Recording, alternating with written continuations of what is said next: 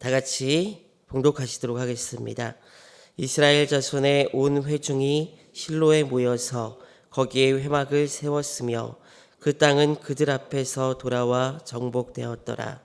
그러나 이스라엘 자손 중에 그 기업의 분배를 받지 못한 자가 아직도 7지파라.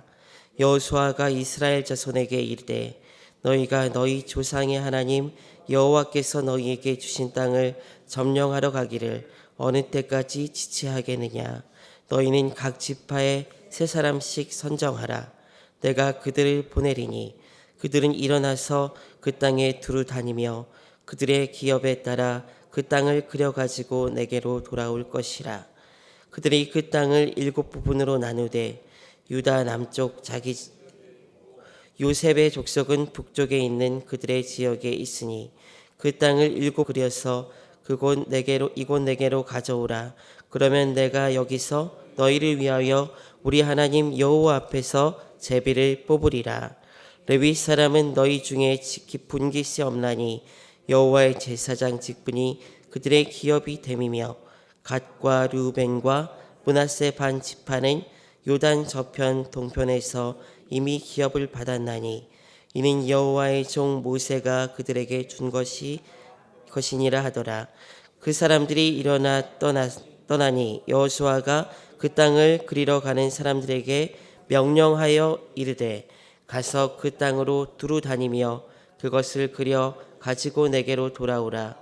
내가 여기 실로의 여호와 앞에서 너희를 위하여 제비를 뽑으리라 하니 그 사람들이 가서 그 땅으로 두루 다니며 성읍들을 따라서 7부분으로 채게 그려서 실로 진영에 돌아와 여호수아에게 나아오니 여호수아가 그들을 위하여 실로의 여호와 앞에서 제비를 뽑고 그가 거기서 이스라엘 자손의 분파대로 그 땅을 분배하였더라. 아멘. 4, 5년 전에 1박 2일간 쇼프로를 굉장히 즐겨봤던 기억이 납니다. 그 쇼프로에서 굉장히 재밌었던 것 중에 하나가 바로 복불복으로 하는 그런 게임이었습니다. 그래서 여기 계신 분들도 기억이 나실지 모르겠지만 어떤 음료들을 놓고 뭐 까나리 액젓 같은 걸 놓고 막 마시게 했던 그런 기억이 납니다.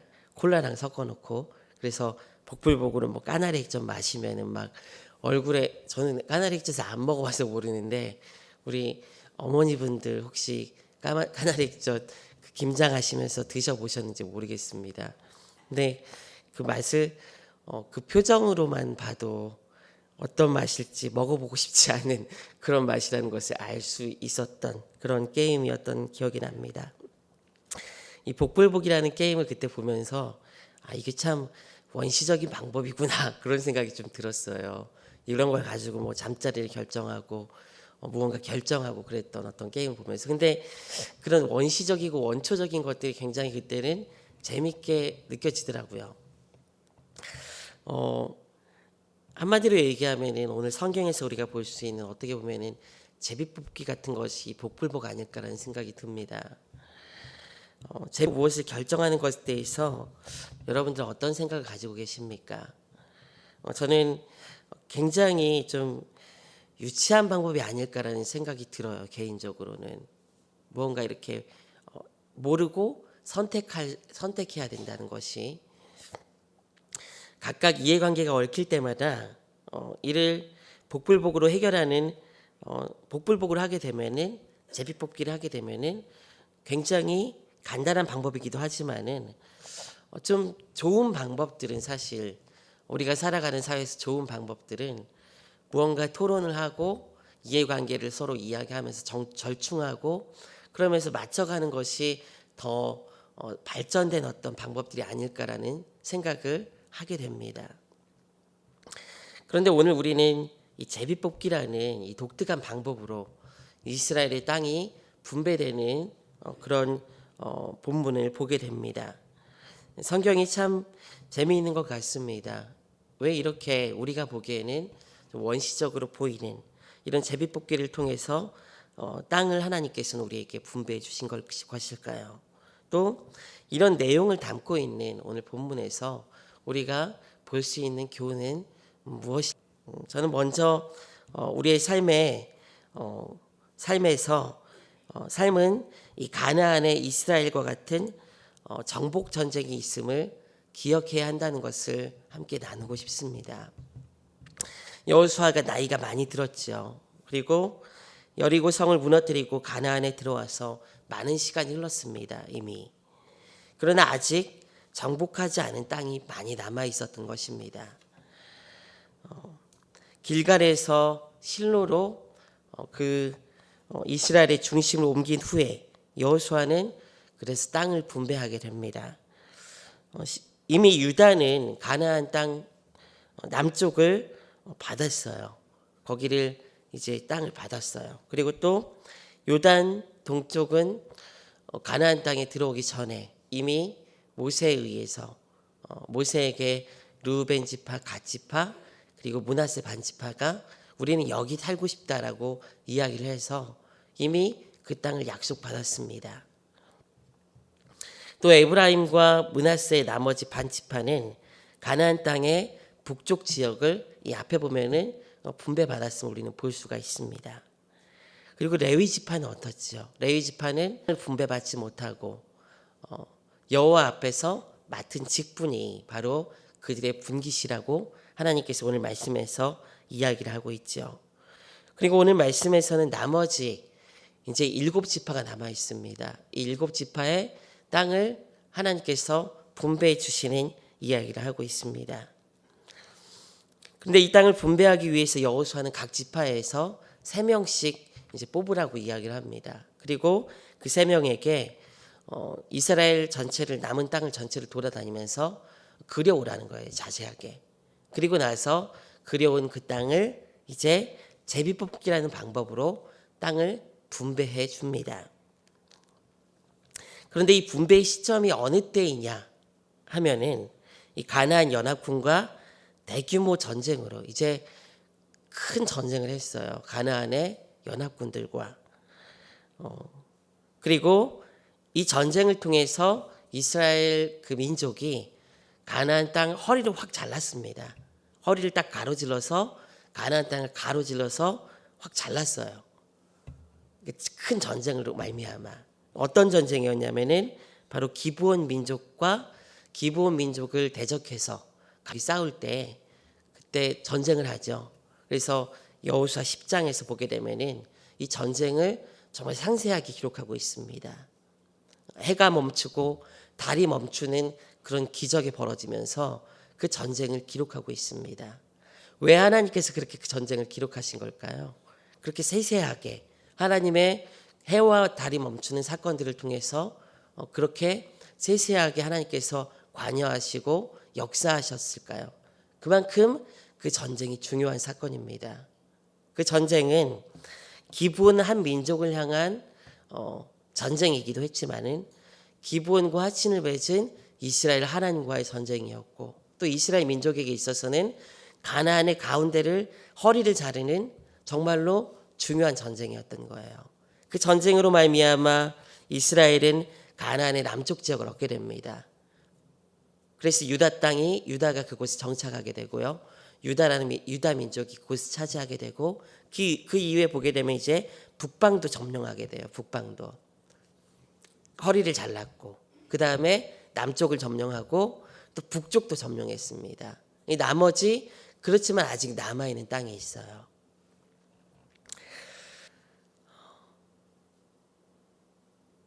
그런데 중요한 점은 이 7지파에게 아직도 땅을 나눠주지 않았다는 것입니다. 그리고 허리를 자르고 아래 남쪽을 점령하고 북쪽을 점령했지만은 아직 점령하지 않은 지역이 있었던 거예요. 결정적인 승리는 했지만은 그렇지만 아직 분배받지 않은 여전히 블레셋이나 다른 민족들이 남아있는 그런 지역이 있었다는 사실이에요. 이 나머지 7지파는 그 이후에 오늘 이렇게 땅을 조사하고 그리고 제비뽑기라는 방식으로 그 땅을 분배받게 됩니다. 이 나머지 7지파는 그렇게 분배받은 땅을 스스로 싸워서 쟁취하라는 그런 명령을 듣습니다. 결정적인 전쟁에서 승리하였음에도 불구하고 이들은 여전히 각 지파별로 그들에게 제비뽑기로 분배된 지역이 있고 그 지역은 점령하여 쟁취해야 될 지역이라는 것을 우리는 기억해야 합니다. 우리가 오늘 살아가는 삶도 마찬가지라는 점이에요. 예수 그리스도께서 십자가에 지시고 부활하셨습니다. 그것은 이 가나안의 허리를 자르는 그 전쟁과도 같은 큰 사건입니다. 결정적인 승리를 주님께서 하셨어요. 이미 사망에서 그 승리를 통해서 우리는 예수 그리스도를 믿음으로 말미암아 우리의 신분이 죄인에서 의인으로 바뀌게 되고 또 우리의 인생이 사망에서 생명으로 옮기워지게 됩니다. 이런 구원의 사건을 우리는 하나님 나라의 관점으로 좀 이해할 수가 있습니다. 천국이라는 관점으로. 우리가 예수 그리스도를 믿으면서 천국이 임하죠. 그렇지만 이 천국은 이미 임했지만 아직 임하지 않은 나라이기도 합니다. 이미 주님께서 결정적으로 십자가에 승리하셔서 그 천국이 이 땅 위에 임했지만은 여전히 우리 각자에게는 삶의 영역에서 그 천국을 이뤄가야 될 사명과 의무가 있다는 거예요. 주님께서 다시 오실 그때까지 아직 더 와야 할 하나가 있고 우리는 그 나라를 기다리고 있는 것입니다. 예수 믿고 구원받았다고 다 끝이 아니라는 거예요. 그 천국은 여전히 와야 하고 내가 살아가는 삶의 공간에 하나님의 뜻이 이루어지기 위해서는 우리는 가나안의 7지파, 그 땅을 분배받은 7지파처럼 삶의 자리에서 그 하나님의 나라가 우리가 살아가는 그 자리에 충만하게 임하게 하기 위해서 우리가 사는 지역에 우리가 살아 숨쉬는 공간에 주님의 뜻이 이루어지게 하기 위해서 싸워야 하고 나가야 하고 투쟁해야 되고 말씀으로 말미암는 승리를 쟁취해야 합니다. 악한 법이 다스리는 곳에 하나님의 법이 다스리고 헐벗고 굶주림과 부조리가 가득한 곳에 이 하나님 나라의 풍성함과 부요함 그리고 공의가 이루어져야 하는 것입니다. 우리가 만약 구원받은 약속의 자녀라고 하면서도 입으로 그렇게 이야기하면서도 여전히 우리가 살아가는 자리에는 하나님의 사랑과 은혜가 전파되지 못합니다. 하나님의 선과 자비가 드러나지 않는다면 이는 우리가 싸워서 쟁취해야 될 우리에게 분배된 지역에서 전투를 게을리하고 있는 그런 삶이라는 것을 우리는 생각해 봐야 된다는 것이죠. 또 우리가 예수 그리스도로 인해서 생명을 받았음에도 불구하고 여전히 우리 주변에는 사망 가운데 신음하는 지체들이 많이 있습니다.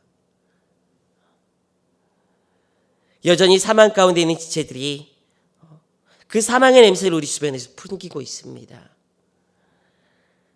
우리는 복음의 폭탄을 가지고 그 자리에 던져서 복음의 총탄으로 그들에게 쏴서 그 자리를 쟁취해야 되는 것입니다.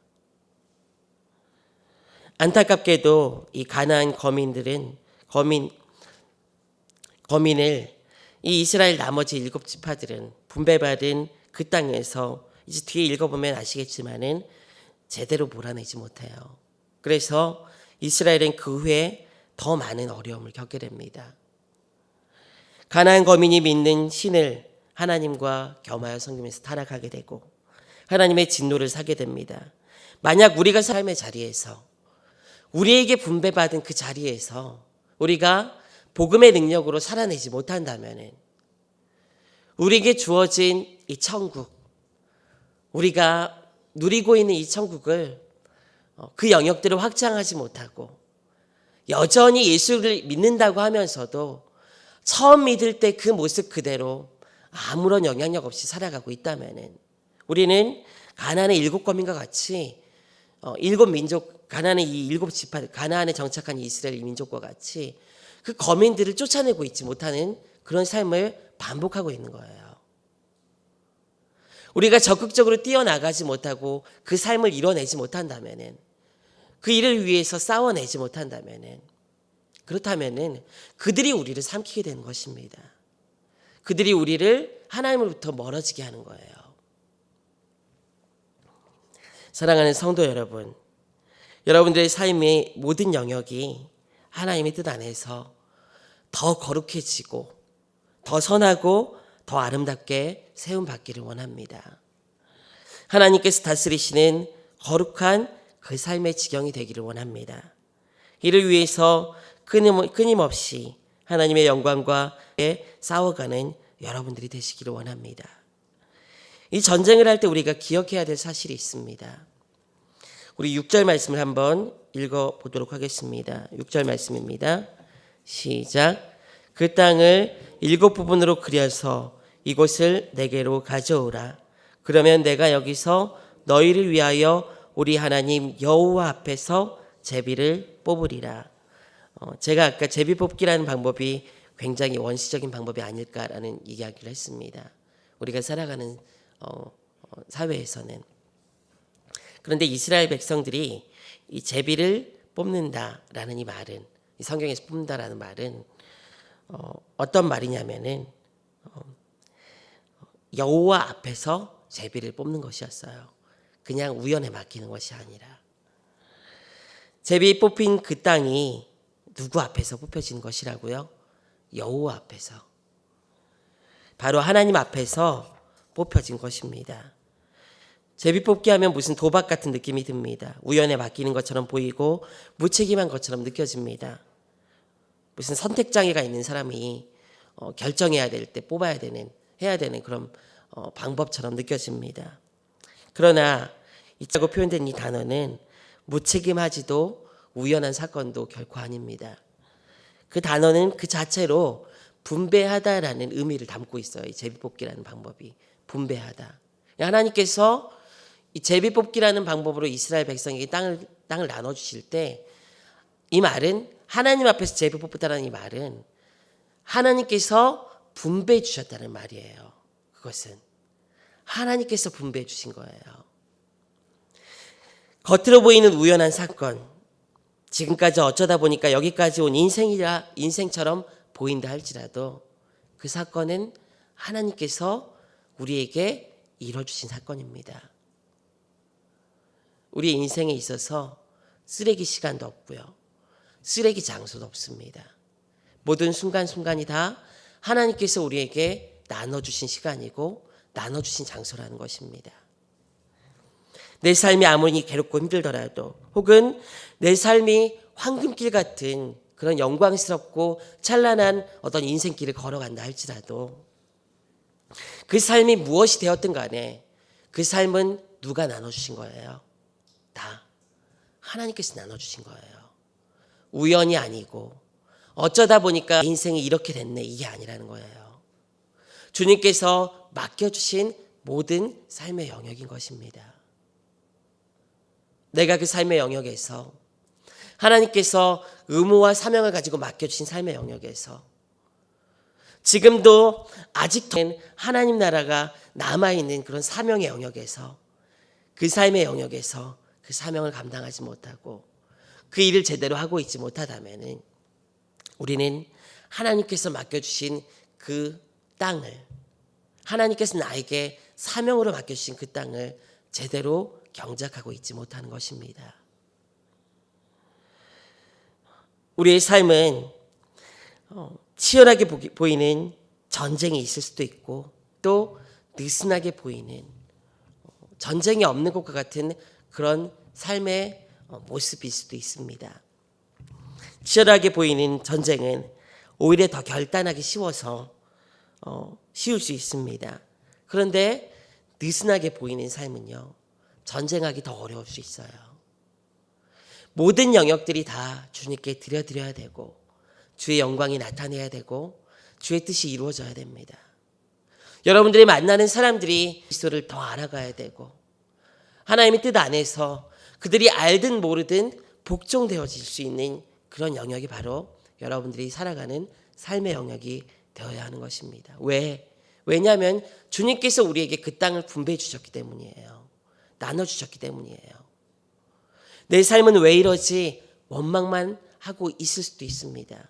그런데 여러분, 깨어나서 우리는 그 자리에서 일어나서 지금 내게 주신 사명이 더 많이 남아있음을 깨닫고 주님의 그 나라를 분배된 그 영역을 싸워서 쟁취해야 합니다.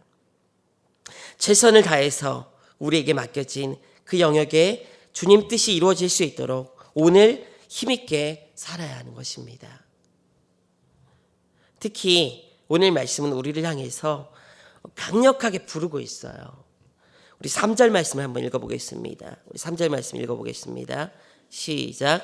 여호수아가 이스라엘 자손에게 이르되 너희가 너희 조상의 하나님 여호와께서 너희에게 주신 땅을 점령하러 가기를 어느 때까지 지체하겠느냐. 여호수아가 이스라엘에게 한 이 말, 지체하지 말라. 이 말은 게으르지 말라는 말. 게으르지 말라. 하나님께서 이미 결정적으로 우리에게 승리를 안겨주셨는데 왜 가나안 거민들을 몰아내지 못하고 지금 지체하고 있느냐. 게으르지 말고 나가서 빨리 우리 점령해야 된다. 이것을 여호수아가 이스라엘 민족들에게 강력하게 요청하고 있는 것입니다. 이 요청은 지금 이스라엘 민족에게 하는 여호수아의 요청이기도 하지만 우리가 살아가는 삶의 영역, 분배받은 그 영역에서 우리가 그렇게 해야 되는 것을 지금 여호수아가 요청하고 있는 거예요. 아니, 여호수아의 말을 통해서 하나님께서 우리에게 말씀하고 있는 것입니다.